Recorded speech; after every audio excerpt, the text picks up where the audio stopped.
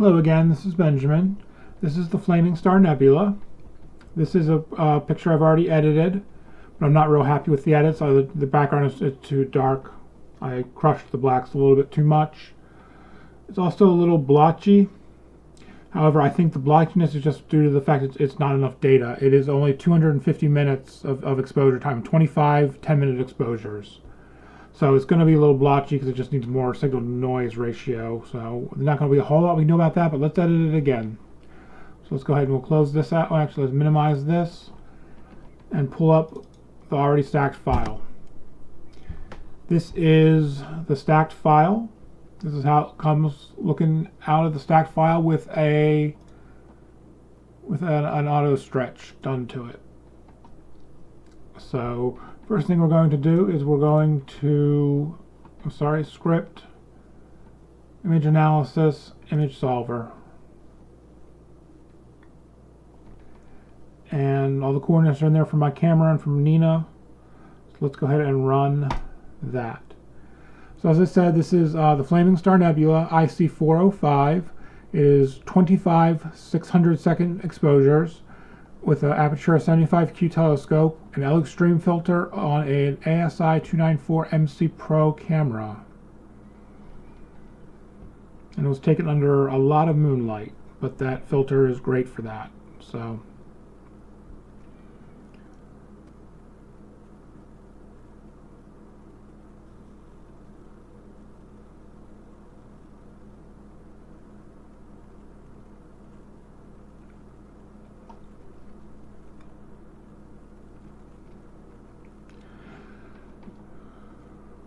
Alright, process, all processes, spectrophotometric color calibration with the background neutralization checked. Let's go ahead and run that. And of course I've got my Optolong L-eXtreme filter chosen in the red, green, and blue filters so that it knows what it's dealing with.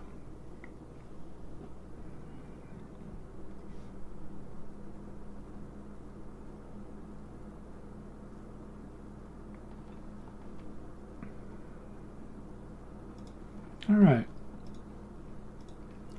remove the stretch, do an auto stretch. Alright, that looks pretty good. First thing we're going to do is going to do a dynamic crop and get rid of the stacking artifacts from the drizzle, not from the drizzle, from the dither.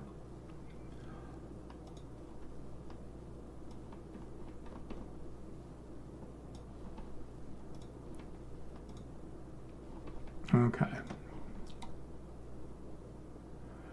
I am going to run a blur exterminator on it. Because I know this is a little weak, so let's actually up the star halos a little bit so they're just a little bit bigger and take a little bit more emphasis off of the nebula. It's kind of cheating, but I know this needs more time and I'll get back to it. And for this one, let's just see what it looks like with the star halos a little bit larger. I like stars.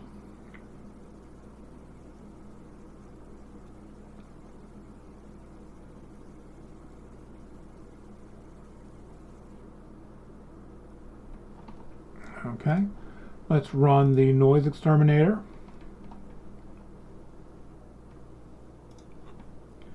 Run that let's crank that down to 90.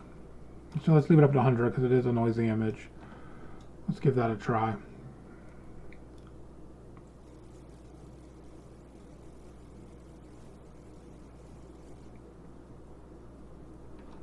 Alright,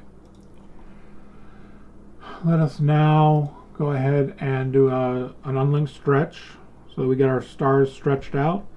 So we'll pull up the screen transfer function and we'll pull up the histogram transformation tool. Click the unlink, grab the triangle to the bottom of this, drop the triangle to the image, unstretch it, and that's what we've got now. So let's go ahead and let's take those stars out. Process, star exterminator, generate star image, unscreen stars, and run it.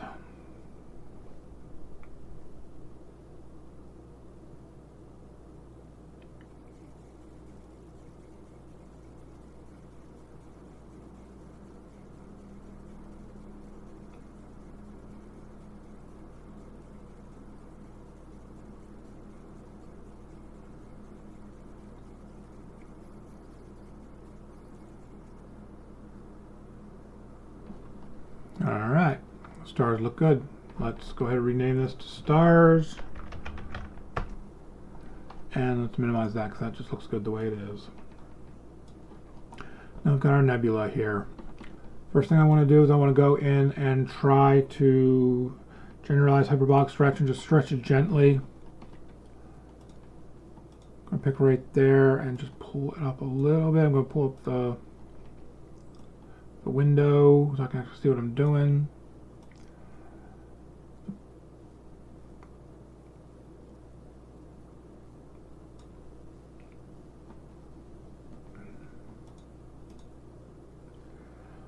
Apply that. Let's go to the linear mode and let's pull our slider up to about, let's go about there. Let's apply it and reset the tool. Alright, let's close the real-time preview. I've seen a pretty good gradient in here, so let's run Gracspert. I have it set up to run directly through PixInsight, so it's Toolbox, Gracspert, and run. Now this one takes a minute. I've never actually run Gracspert on an image with no stars, so let's see how it does.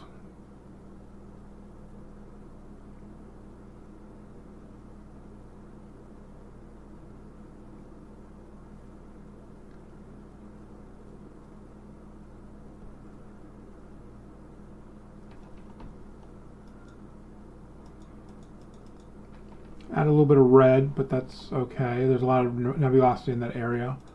Process, background neutralization. Okay. There's a lot of nebula in here, so this might actually be nebula that it pulled out. I'm not 100% sure, but let's just go with it for the moment, because most likely most is going to get cropped out in this corner in the end, my end crop. So let's go to Narrowband normalization. Try the modes. We're most likely sticking with HOO as we should. Lightness, put the hydrogen alpha because that cleans it up some and gives it more contrast. Mode 2 looks awful. Mode 3 looks awful. Mode 1.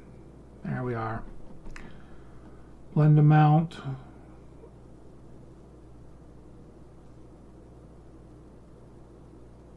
Yeah. There we are. O3 boost. We're going to boost the O3.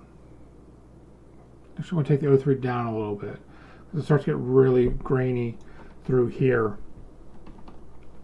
So let's just take the O3 down a little bit. O3 boost down a little bit.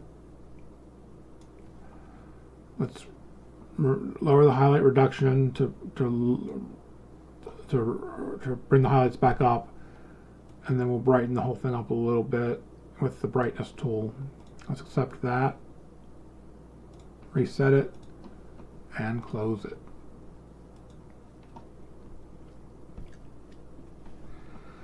Let's start with our yellow mask this time.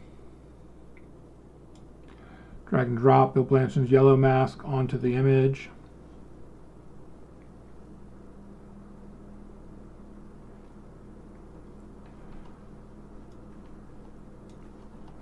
Let's blur this mask to no end because we're already dealing with a grainy picture.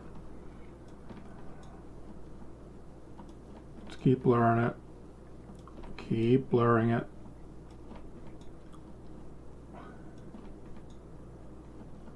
One more time. Alright, let's apply the yellow mask to our image. Minimize that. Mask. Show mask if it's red. It's not in this case. We're gonna leave that alone. Process all processes. Curves transformation. Pull up our real-time preview.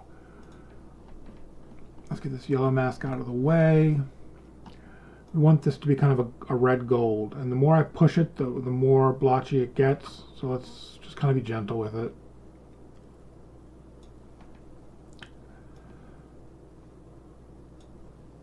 Green.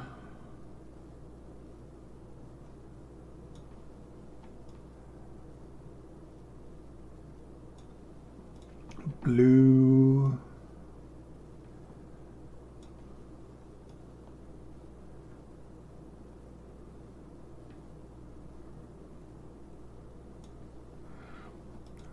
A factor.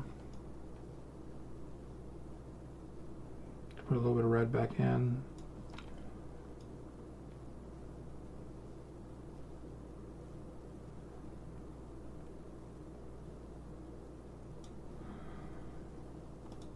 Blue factor, to see what it does. Oh, I like that.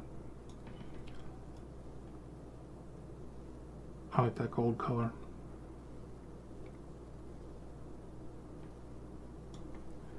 So let's apply that. Let's reset the tool. Close the real-time preview. Mask. Remove the mask. Now I'm actually not going to play with the blue in this picture because it just brings out a ton of blue noise. I learned that the first time I went through it. So I'll show you. Blue mask. If you don't have enough data, you just have to take what you can get sometimes. So you see there's almost none there. Let's blur it and apply it. Minimize it, move it out of the way, and as soon as we start messing around with our curve transformation, let's go to the B factor. Let's pull up the real-time preview, and as soon as we start messing with the blue factor, see up here these halos start getting really blue.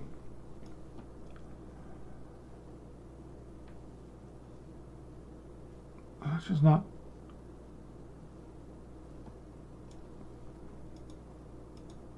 That's not too bad.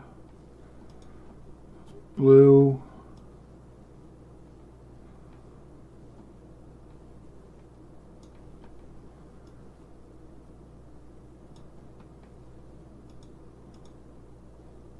Let's just keep it there.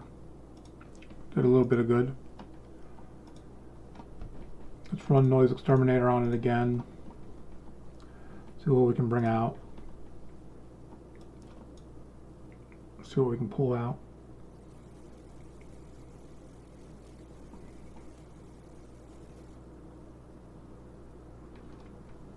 Now we ran that with the mask on. Let's see what that did. It did basically nothing. Let's remove the mask and run it again. This time on the whole image.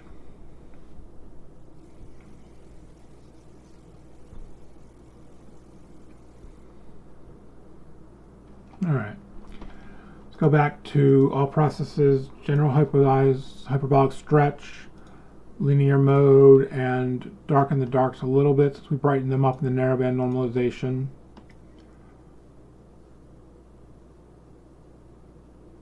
Be careful not to really clip much.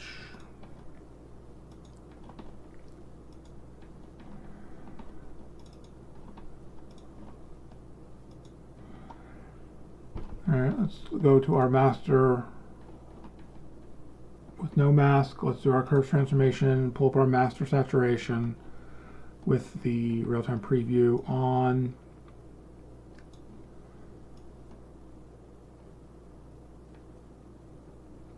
I like pulling the color out of the highlights because it just gives it a more,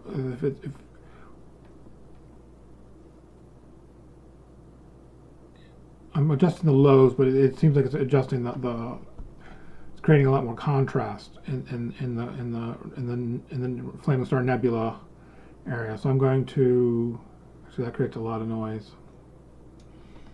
So let us pull that back down, try to even out some of that noise.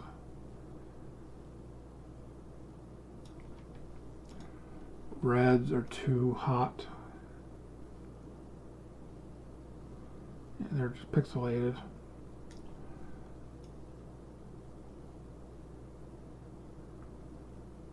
I'm gonna go with more of a gold color here. Let's apply that.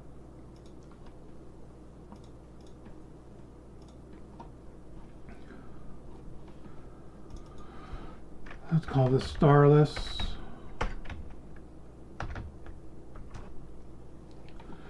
Let's add our stars back in at this point. All processes, pixel math, tilde, parentheses, parentheses, tilde, starless times, tilde stars, parentheses, parentheses, you know, from the star exterminator function. New instance, let's paste those stars in.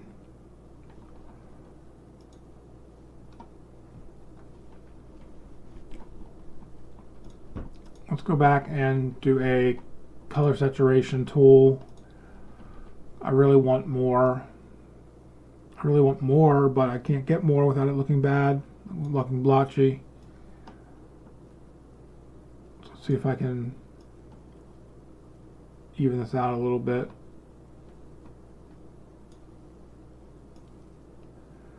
Like I said, I'll be out soon taking more data of this because I really like this object.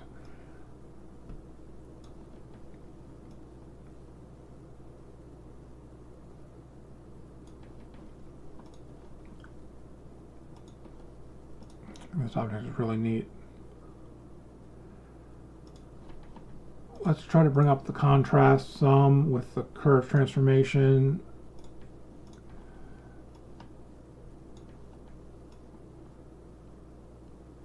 I think this is what got me in trouble last time with making the darks too dark. Let's go to the global saturation and bring it back up a little bit. I just really want that saturation. I'm going to fight it.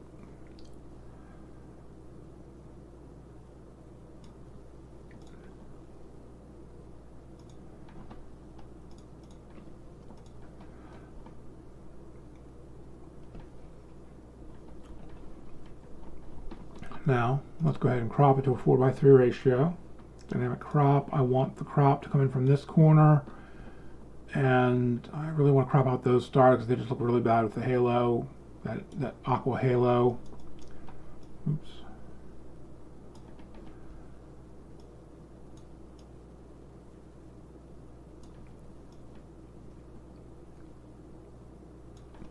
So our height is 4701. So 4701 times 3 divided by 2 gives us a width of 7051. 7051. Let's put that all back on the canvas. Let's accept that. Now we have a 4/3 ratio, or a 2:3 ratio.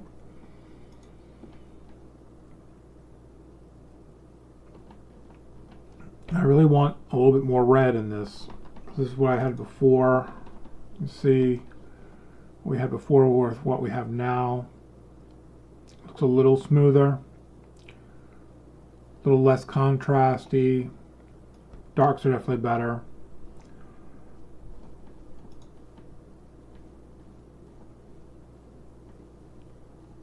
Wonder what would happen if we would run SCNR green on it.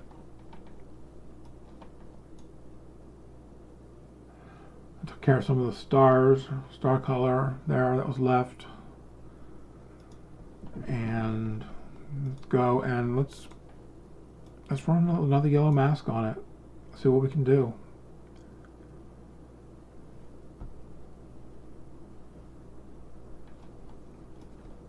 That's good. A lot of stuff to work with. Let's blur this mask really good.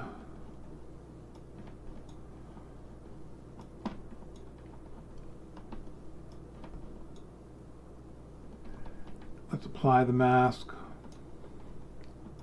minimize the mask, process, curve transformation, out of the way. Let's pull up the reds.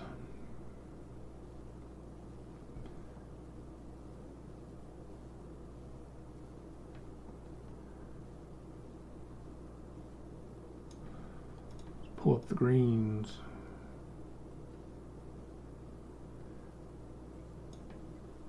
Pull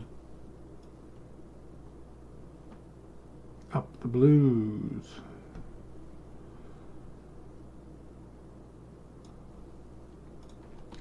A factor.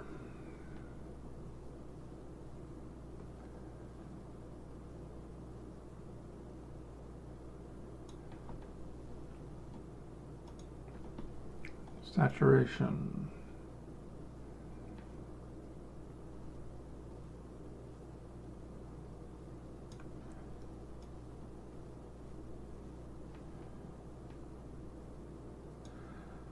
And pulling those brights down, and helped in here get out some of that some of the granularity, whatever.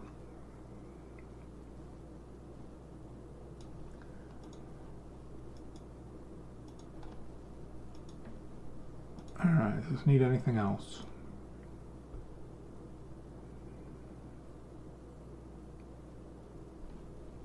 I still think my background looks unneutral. Let's try a region of interest. Let's try to really target this in.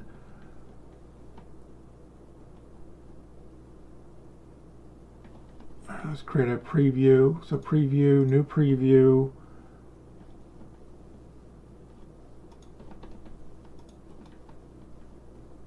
Right there. Region of interest. From preview 1, okay. Let's scroll out and see what this does.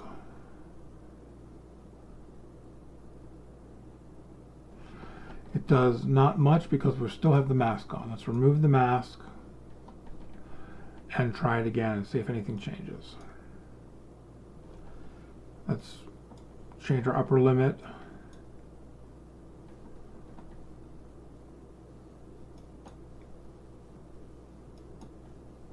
Lower limit.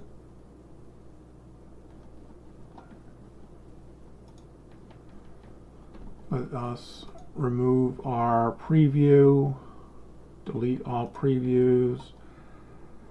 See, I like what it did in neutralizing the background when we started playing with the upper and lower limits, but it just looks a little bit too dark in the darks now. So we're going to go and all processes, generalize hyperbolic stretch, send to SP from there, and stretch our darks a little bit. Just a little bit, because it's really noisy back there. Stretch them just a little bit, just to get them up off of the floor.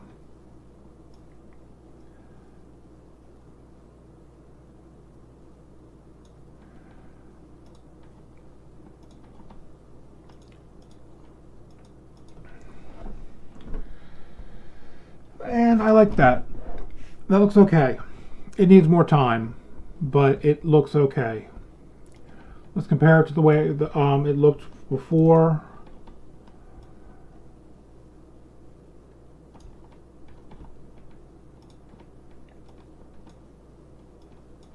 Before, after. Let's raise the contrast on the new one a little bit more. Let's raise those brights just a little bit more.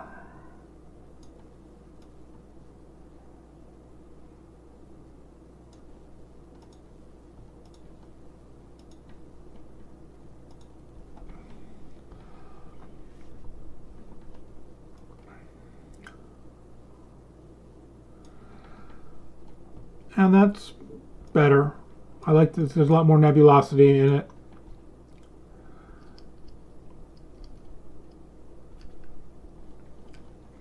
I'm going to be honest, I kind of like a little bit more of the blue in here, almost like the Iris Nebula, than what I got in this one. And it's way too late to do anything about that. But I like the new one. It looks better. There's a lot more nebulosity. I wonder if a different crop wouldn't be better. Let's go to dynamic crop. Let's crop out some of this. Go to there. Again, 4194 times 3 divided by 2, 6291. 6291 on the width.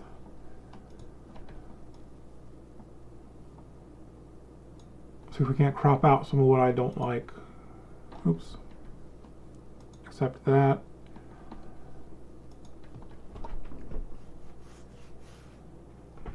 That looks nice. I'm going to try to pull some of the blues out of here. I just don't like them. I feel like they should be a little bit darker. So let's go script, utilities, game, add an ellipsoid, put it there, stretch it to there.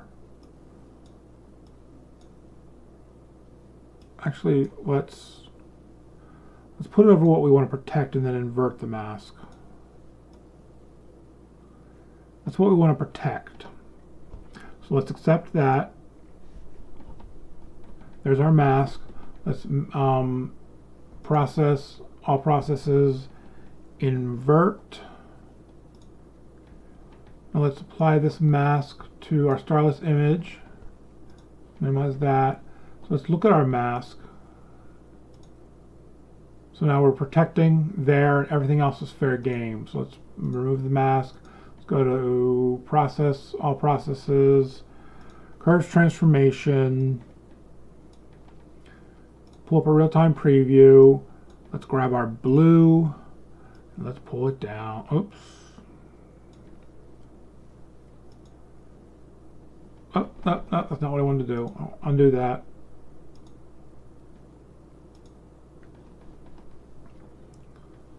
Let's take our blue factor,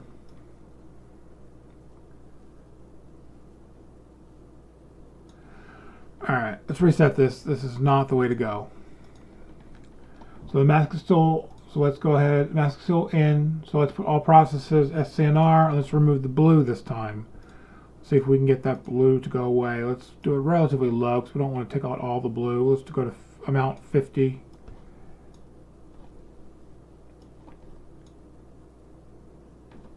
Let's run it again. Let's see, let's go back and see what we did. 1, 2, 1, 2. Let's remove the green as while we're at it.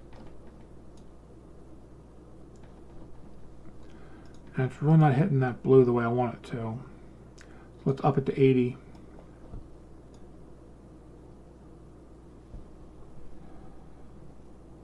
I think that looks better. That looks a little bit better. I think that's just a signal that's just not there, that it's supposed to be there. It's just not a signal to noise ratio. So I'm going to call this as good. So let's mask, remove mask. So this is what we got now. This is what we got then. And the big takeaway is signal to noise is your friend. Take more data. And that's what I'm going to do with this. And I'll see you next time. Bye-bye.